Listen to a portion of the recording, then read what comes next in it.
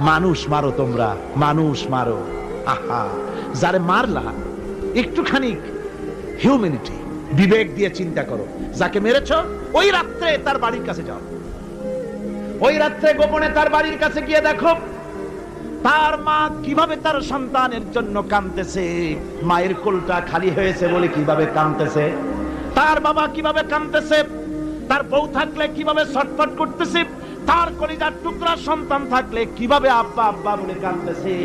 যারে গুলি করে মেরেছো একবার বাড়ির কাছে গিয়ে কান পাচা শোনো।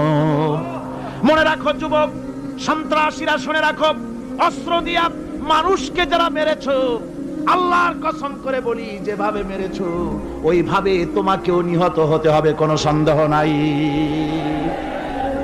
বাড়িতে গিয়ে ডায়েরিতে লিখে রাখো আমার কথা।